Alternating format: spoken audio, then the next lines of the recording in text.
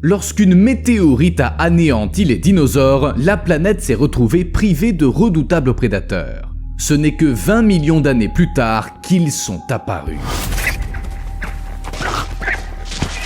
Des animaux qui n'avaient aucun rival. Des animaux qui sont devenus les prédateurs suprêmes de leur époque. Mais, et après, il s'est passé quoi?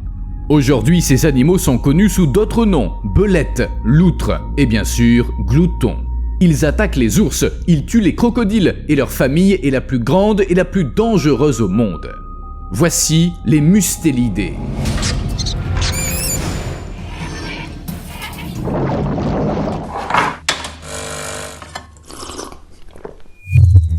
Si vous avez déjà vu une belette, vous savez à quel point cet animal est mignon.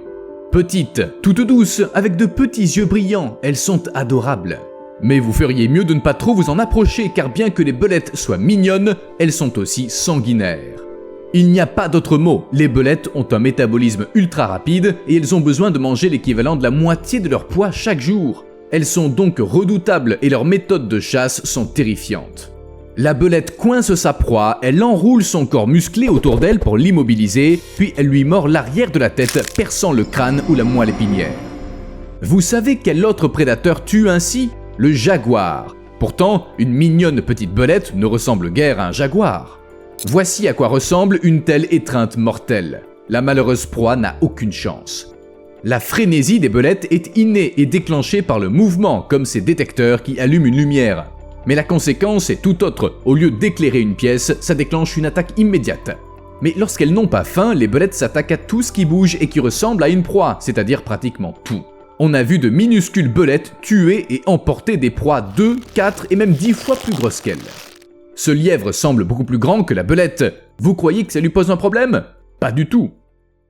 Et s'il y a beaucoup de proies, les belettes en tuent beaucoup plus que nécessaire. Mais c'est pas un problème, car elles peuvent mettre les restes de côté pour plus tard. Les belettes savent conserver la nourriture. Elles ont évolué dans des climats froids et elles ont appris à en tirer parti. Elles creusent de petites caches souterraines près de l'entrée de leur terrier et elles y stockent les restes. Avec le temps, elles se constituent un beau garde-manger. Et lorsqu'il fait trop froid pour chasser, elles peuvent se régaler d'une souris qui avait été mise de côté. Mais parfois, elles en font un peu trop. Des scientifiques ont trouvé au Groenland une cache de belettes contenant près de 150 carcasses de lemmings. Elles sont si voraces qu'on a tendance à penser que ces petits prédateurs tuent par plaisir. Ce serait une bonne raison. Comment expliquer autrement le comportement des belettes qui font un carnage dans les poulaillers alors qu'elles peuvent pas manger toutes les poules? Et elles n'emportent même pas leur proie avec elles. On pense qu'une belette serait même capable de vaincre un basilic. Je sais, le basilic est une créature fictive, mais c'est pas la question. Ce monstre, un des plus terrifiants qui soit, était redouté dans toute l'Europe et l'Afrique du Nord pendant des siècles. Comme beaucoup de créatures nées de l'imagination humaine, il s'agissait d'un hybride bizarre. Un serpent à crête né d'un œuf pondu par un coq et couvé par un crapaud. Oui, ça semble complètement absurde, mais il n'est pas question de bon sens en matière d'animaux mythiques. Oubliez le serpent géant de l'univers de Harry Potter. Les gens pensaient que le basilic ressemblait à ça. Voici comment on le représentait dans le bestiaire médiéval. Mais regardez ça, il y a une belette qui ronge sa poitrine. Seuls ces animaux étaient invulnérables au venin du monstre. Le poète romain Lucan affirme même que le basilic était si venimeux que les oiseaux qui le survolaient tombaient raides morts. Et si un homme à cheval transperçait un basilic de sa lance, le venin remontait à travers l'arme, il tuait non seulement le cavalier, mais aussi le cheval. Oui, à cette époque, les gens ne maîtrisaient pas bien les lois de la physique. Selon la légende, le seul animal que craignait le basilic, c'était la belette qui se nourrissait d'un arbuste appelé rue. La rue donnait aux belettes plus 100 en résistance au venin de basilic, de sorte qu'elles pouvaient poursuivre et tuer le monstre dans son repère. Certains chercheurs pensent que des descriptions de cobras ont pu donner naissance à la légende du basilic. L'idée d'une belette comme seul ennemi du basilic serait née parce que les gens ne connaissaient pas bien les mangoustes. En effet, personne ne vient à bout d'un cobra mieux qu'elle. Mais les belettes sont pas les seuls membres de la famille des mustélidés à être impitoyables. Les mustélidés comprennent divers mammifères carnivores, visons, blaireaux, putois, loutres, martres, gloutons. C'est la plus grande famille du sous-ordre des caniformes. Autant vous dire qu'on a de la matière aujourd'hui. Ce cygne a été retrouvé couvert de sang après une attaque présumée dans le Derbyshire. L'animal, qui présentait de multiples morsures et lacérations à la tête, aurait été victime d'une attaque de vison.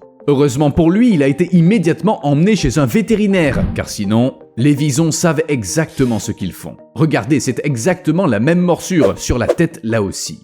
Ils sont aussi sacrément doués, et pas seulement pour s'attaquer aux cygnes, même si en effet, ils leur donnent du fil à retordre. Pourtant, les cygnes sont connus pour leur tempérament vicieux et leur agressivité. Mais les redoutables cygnes du Royaume-Uni sont menacés par un envahisseur au tempérament encore plus violent. En 2016, le nombre de cygnes tuberculés dans la Tamise a diminué, les chercheurs soupçonnant des visons d'avoir tué de nombreux jeunes.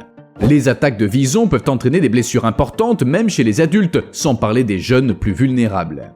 En Écosse, récemment, les visons sont passés du statut de nuisance à celui de véritable problème. En 2011, de nombreux rapports ont fait état d'attaques sur des animaux de compagnie et des bébés cygnes. Des visons prenaient même possession des abris flottants. Vous voyez ça? Ce vison n'a aucune raison d'être là, et il semble en être bien conscient. Une femme a même découvert que son bateau était devenu une réserve de viande pour visons. Les spécialistes de la lutte contre les nuisibles y ont trouvé environ 80 carcasses de canards. Tout a commencé lorsque cette femme a remarqué que les canards qui nichaient autour de sa maison avaient disparu.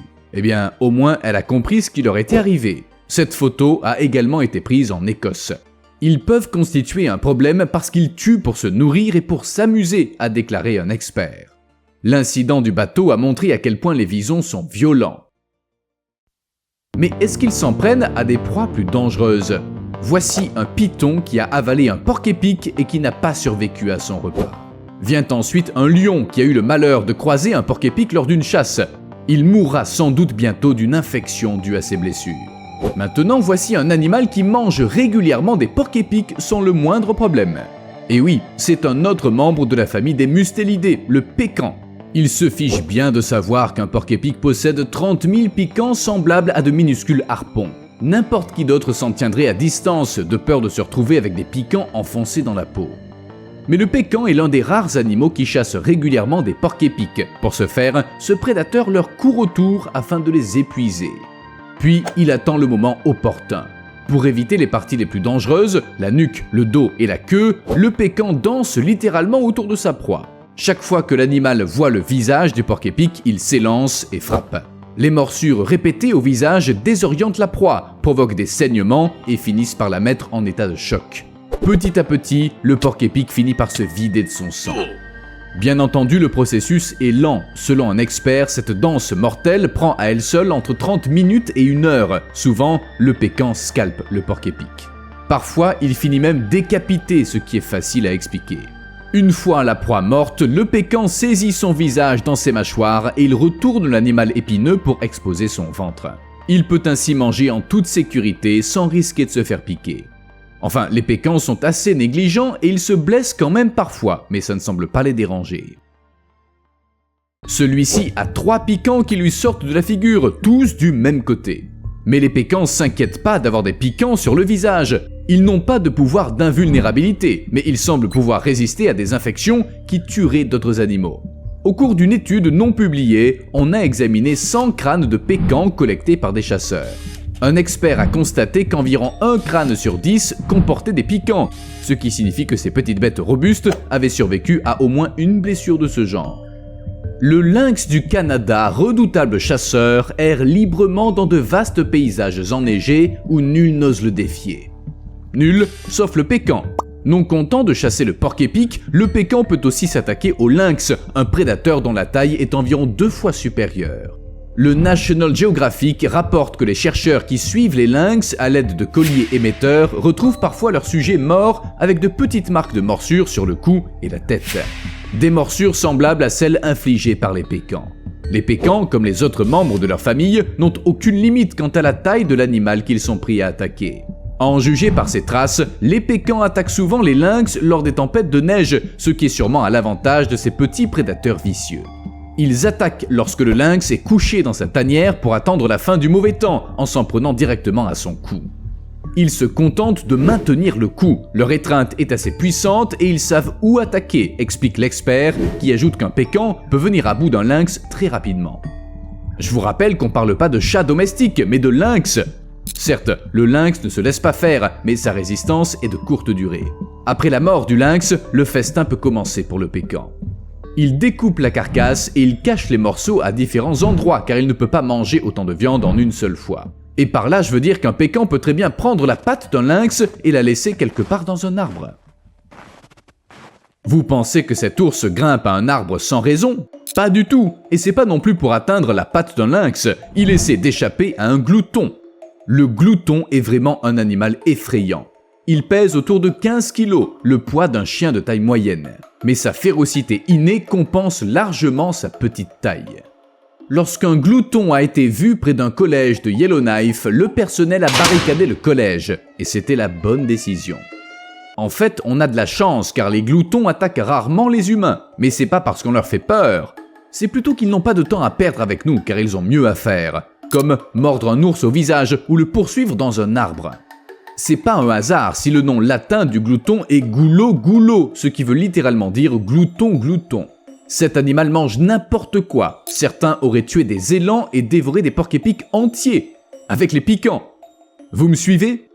Les pécans se contentent d'éviter les piquants et d'endurer les blessures, mais les gloutons les dévorent carrément. Et ils n'ont pas vraiment peur des ours. Je serais pas surpris d'apprendre que les gloutons mangent des ours au petit déjeuner, mais on n'a rien trouvé à ce sujet. On sait quand même qu'un glouton a tué un ours polaire dans un zoo en lui mordant la gorge et en y restant pendu jusqu'à ce qu'il meure. Je répète pour que ça rentre. Un animal de la taille d'un chien a tué le plus grand prédateur terrestre et il semble l'avoir fait par pure méchanceté. L'an dernier, les gardes forestiers d'un parc national américain ont assisté à une scène étonnante. 13 gloutons qui traversaient un champ enneigé à la poursuite d'une mère grizzly et de ses 3 petits. Chaque photo les montre un peu plus près des ours. Je vous rappelle qu'un grizzly, surtout s'il a des petits, est l'une des créatures les plus dangereuses au monde. Mais apparemment, même eux ont peur d'une meute de gloutons.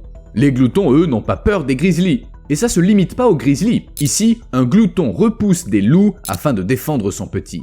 Ces animaux sont prêts à se battre jusqu'à la mort. Ils sont pas du genre à reculer. On a flouté les détails, mais au lieu de la fourrure noire attendue, cette zone à l'arrière de la tête du glouton révèle de la chair gris pâle. Ça défie l'imagination. Ce glouton a survécu à un violent combat, mais il dévore sa proie comme si de rien n'était, et tant pis s'il lui manque l'arrière du crâne. De plus, la plaie semble sombre, il se peut donc qu'elle ne soit pas si récente et qu'elle soit en cours de cicatrisation. C'est dire à quel point ces animaux sont résistants. Mourir d'une infection? Ah, pas quand on est un glouton. Les gloutons ont également des griffes capables d'éventrer tout ce qui se trouve sur leur chemin. On dit souvent qu'elles sont semi-rétractiles, mais en fait, elles ne le sont pas du tout. Même les griffes du glouton sont une caractéristique unique. Leurs orteils leur permettent d'effectuer toutes sortes d'actions tout en conservant des griffes aiguisées. En outre, leurs griffes sont incurvées et donc idéales pour accrocher et déchiqueter. Déchiqueter quoi? Tout ce qui bouge. Les gloutons vivent également dans certains des endroits les plus inhospitaliers de la planète. Leurs pattes sont parfaitement adaptées à la marche sur la neige, ce qui fait qu'il est quasiment impossible de distancer un glouton. Bon courage pour lui échapper. Regardez, ces empreintes dans la neige ne sont pas profondes du tout. Les gloutons vivent dans la taïga et la toundra d'Amérique du Nord, d'Europe et d'Asie, où il peut faire froid même en été. Il n'est donc pas étonnant que ces animaux aient évolué pour faire face au froid. Ils ont de grandes pattes qui s'élargissent au contact du sol, doublant ainsi la surface de contact pour mieux répartir le poids. Les gloutons peuvent ainsi se déplacer dans la neige à près de 48 km/h, sans oublier leur fourrure épaisse et grasse qui les protège du gel. Les dents des gloutons ont été conçues pour déchiqueter et ronger même les carcasses gelées. Ces dents sont uniques en leur genre. Les gloutons ont notamment une molaire spéciale perpendiculaire aux autres dents qui leur sert à briser les os. Elle est également très pratique pour déchiqueter la viande congelée. En outre, les gloutons ont de fortes mâchoires et la combinaison de muscles maxillaires puissants et de molaires spéciales leur permet de manger toutes les parties de l'animal, y compris les sabots, les os et les dents. Maintenant, écoutez un peu ça. L'année dernière, une motarde traversait une région de l'Idaho où vivent des gloutons quand soudain l'un d'entre eux s'est approché d'elle. À sa place, je me serais éloigné aussi loin et aussi vite que possible, mais elle ne l'a pas fait. Elle a préféré rester et filmer une vidéo unique car le glouton portait quelque chose. Au début, on pourrait croire qu'il s'agit d'une moufette, d'un opossum ou quelque chose comme ça, mais pas du tout, regardez de plus près. C'est une tête de chèvre. Ça soulève tellement de questions, comment ce glouton a obtenu une tête de chèvre? Est-ce qu'il a tué une chèvre, qu'il s'en est régalé pendant des jours et qu'il a décidé d'emporter la tête pour le dessert? Ou bien il n'a pu s'emparer que de la tête car un autre animal avait mangé le reste? Steve, est-ce que j'ai oublié de mentionner un animal? Ah oui, c'est vrai, le putois. Le putois à pieds noirs est en voie d'extinction à cause de la peste. Comme c'est souvent le cas, la maladie est transmise par des puces arrivées en Californie via des rats dans les années 1800. Putois et chiens de prairie, leurs proies préférées, sont tous deux sensibles à la peste. L'extinction des chiens de prairie constituerait une sérieuse menace pour la survie du putois à pieds noirs, ainsi que d'animaux comme les aigles, les hiboux et les coyotes, qui se nourrissent principalement de chiens de prairie. D'où la question suivante, comment les protéger tous? On pourrait leur administrer un vaccin dans une vaste région. Pas à la main, mais à l'aide d'un distributeur de chewing-gum modifié. Ce dispositif pourrait être monté sur un drone qui se repérerait par GPS afin de larguer une dose de vaccin tous les 9 mètres. On n'a pas trouvé de photo de l'engin, mais j'imagine que ça doit ressembler à ça. Le drone pourrait également tirer sur les côtés, ce qui permettrait de larguer 3 doses de vaccin en même temps. Un humain ne peut couvrir que 0,02 km² par heure, alors qu'un drone peut atteindre 0,8 km². Les projectiles sont de simples M&M's recouverts de beurre de cacahuète. Les chiens de prairie adorent ces friandises. L'idée est donc de les recouvrir de vaccins, puis de les répandre dans toute la zone, qui refuserait un tel plaisir. Regardez, on dirait des sucreries ordinaires. Plus tard, les putois mangent les chiens de prairie vaccinés et tout le monde est content. Sauf les chiens de prairie, ça doit pas les réjouir.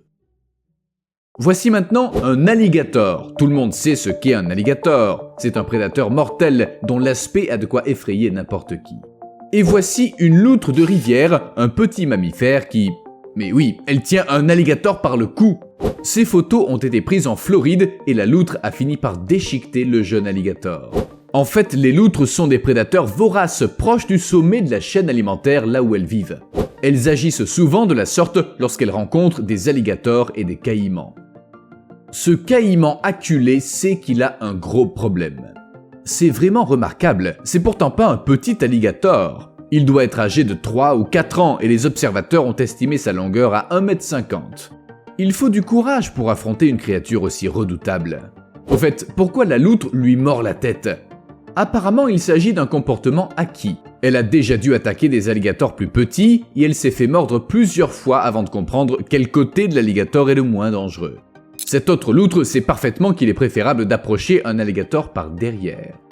De plus, crocodiles et alligators balancent leur tête d'un côté à l'autre lorsqu'ils se battent. Pour échapper au coup, la loutre doit rester hors de portée. La meilleure solution consiste à s'accrocher au cou de l'alligator avec ses dents tout en s'agrippant à son dos. La peau de l'alligator est incroyablement résistante, ce qui la rend difficile à mordre. Et son dos cuirassé est spécialement conçu pour résister aux morsures d'autres alligators.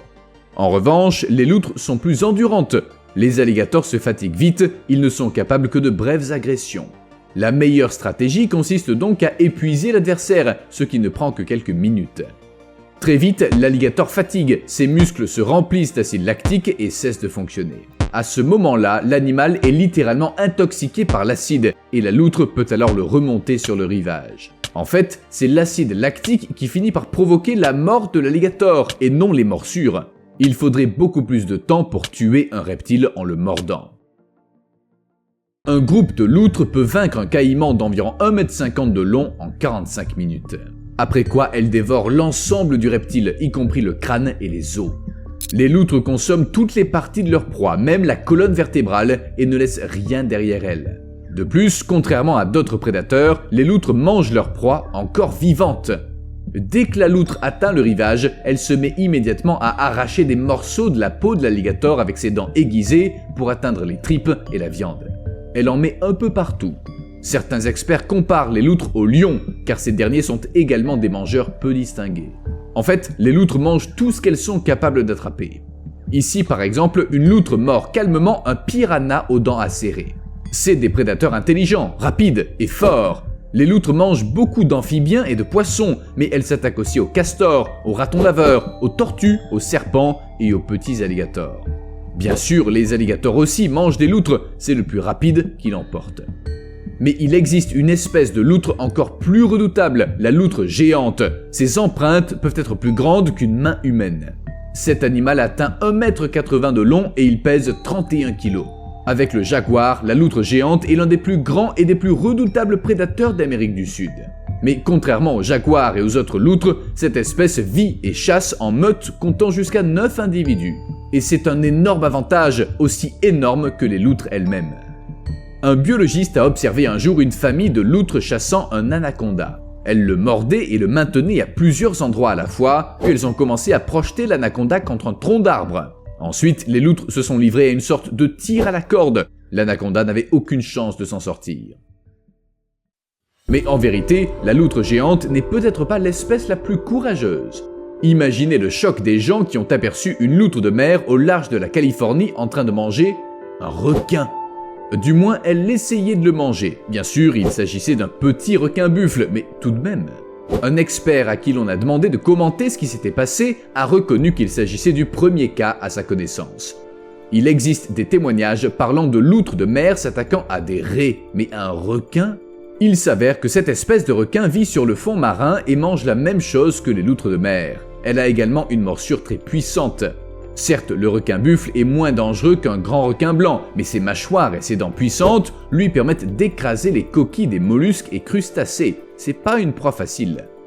Malheureusement, on ne saura jamais si le requin immortalisé par ce photographe a réussi à riposter en mordant la loutre.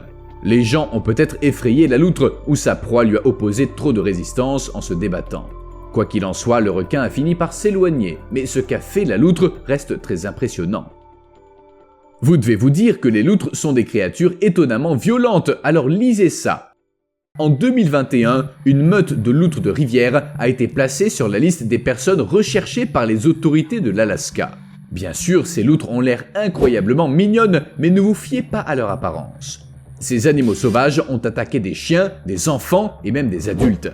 3 attaques de loutres ont été signalées à Anchorage en septembre et les autorités ont demandé aux habitants d'être vigilants près des lacs et des rivières. Une victime a même dû être transportée aux urgences. 2 autres attaques ont suivi plus tard dans le mois, toutes 2 survenues le même jour.